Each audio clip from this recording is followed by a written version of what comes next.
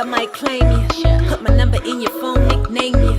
It's Brianna, if you ain't know my name, like Alicia. Still he told his ex-bitch, bye Felicia. Hit Jordan to ship you a couple kicks. Put you in the whip, give you views from the six.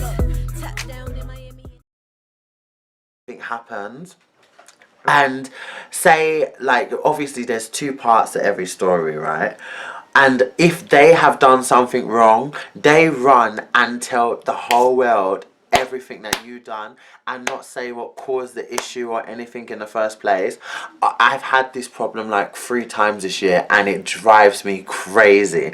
Like, if you're gonna say something, right, then you have to say the whole story. Don't just give parts to make yourself look better, because it just makes you look like an idiot when the person asks the second person what happened and they find out a whole bunch of stuff and you're like, why didn't you say that? It looks insecure, it looks so dumb, and it's just so stupid. Like, I can't stand people who can't take responsibility for their actions. Like, if you done something wrong, be like, you know what, I'm not talking about, yeah, I can admit that that was wrong, but at the end of the day, like, I don't respect that, or, you know, it's just normal. That's what people do. People, if you have people around you that can't accept responsibility for their actions, they can't say sorry, like, if they've done something or if they've offended you, and they just generally can't take up for you if you're not around. So like, if I'm not in a place and someone brings up my name or someone's bitching about me, I should trust my friend there, even if I'm not even even if I don't even acknowledge what's going on, for the fact that my name's been brought up. Like, don't mention his name, he's not here. Like, that's the type of friends that are true friends. People that are silent, that will let people talk about you and then claim that they're your friends, are definitely not friends at all. Because I have had arguments with so-called friends about talking about my friends. Like, I've had arguments. So like, if you can't just, don't talk about him, or, you know, I tell you, I know a good example. There was someone that I used to be friends with, and someone that I briefly saw, and they was asking them, so where is your friend? And he was like, what friend? Obviously he was talking about me, and he's like, where's your friend? The spotty one. And then that person, so-called friend, come back to me and was like, Rare Tete was asking about you. He said, where's your friend, the spotty one? And I was like, okay, it don't bother me because I know my skin is not perfect, so stuff like that don't bother me. But what, the first thing that came out of my mouth was like, what did you say when he said that? Well, I didn't really feel like I needed to say anything because he wasn't talking to me. I was like, jeez! Friend! Friend! Like, if someone's offending you, someone's hurting you, they'll just be there quiet instead of taking up for you or taking you out of the situation. If someone's bad-mouthing you and they're there and they're silent, they won't be saying anything, but they'll run back and tell you what happened, or sometimes they might not even tell you what happened.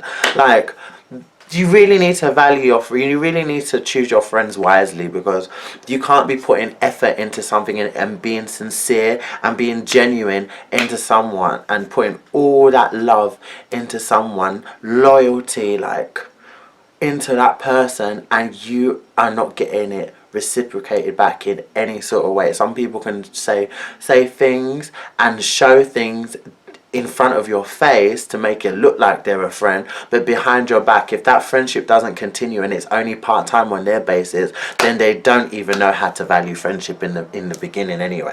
So I don't dig people like that. I've had so many of those over the years. Like, now my circle is like super small. That's why I'm like, it's very important. Like, even if you know a lot of people, you can know the whole world, but like, people personal to you, you should really keep your circle like super small. Like, your circle super small. So put yourself in the worst scenario that you can ever be in, and could you trust that person to have your back and to still be there as a friend through thick and thin? Literally, like, it's like a marriage. Like, it's like a vow. Can you trust that person with your life? If your life was at stake, would they be there to have your back?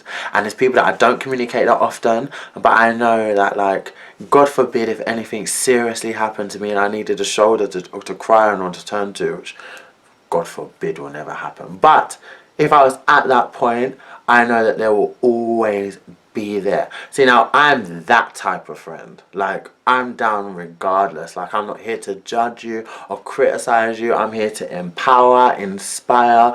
You want to do something, let's do it. You want to find a job, let me help you. Then we want to make a business, come, let's think of some ideas. I'm that friend. You know, this really, you really need to be careful who your circle is. That's why it's always good to keep your circle small, especially in the gay community. Like, the best thing you can ever do is keep your circle small. If you don't have any gay friends at all, then it's fantastic. Good for you. Drama field. Just stay on YouTube and keep watching the ones that are. Like, there's a lot of problems, you know.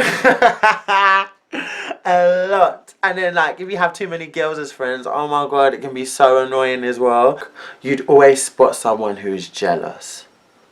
They just make everything feel bad. They undermine you. There's some things I can sit down, and even if I'm not talking to someone, there's some stuff that I would never even say. I know some people have been so promiscuous, right, and they've been my friends, and they're literally like, if I'm being honest here, I've been friends with like ultimate fuckboys, literally, and I was so oblivious to see that because I was in the bubble of friendship and all. But when you come out and you start seeing the way they're treating people, and you start hearing this and you start hearing this, and you start putting pieces of puzzles together, you're like, you are a fucking fuckboy. But would I ever call that person a slut, a hoe, a this, or this? Never, never will ever come out of my mouth. Never.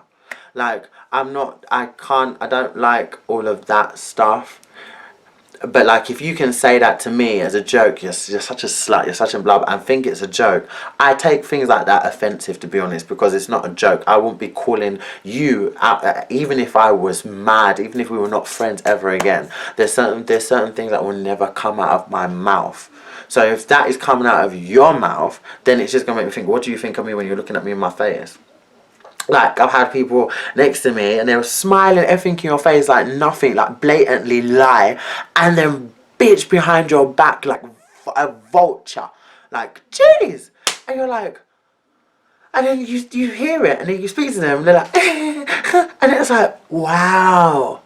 And you know what? It's not even women. This is the thing about men. Like, when gay men act worse than the bitchiest of bitch of a woman that you've ever encountered in your life.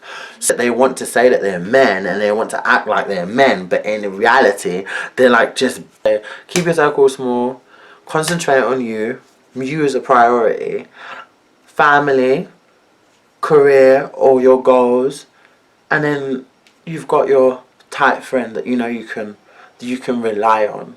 Because it's about longevity. It's about people that you can have in 50 years time and still love them and appreciate them the same. And not only that, those people can appreciate you and actually appreciate your friendship. It's hard to find people that appreciate the genuine friendship, like the sincerity of that true unionship that you're meant to be sharing. A lot of people take that for granted. It's like, oh yeah, it's my friend, or I use the term loosely. Like, they don't care about stuff like that.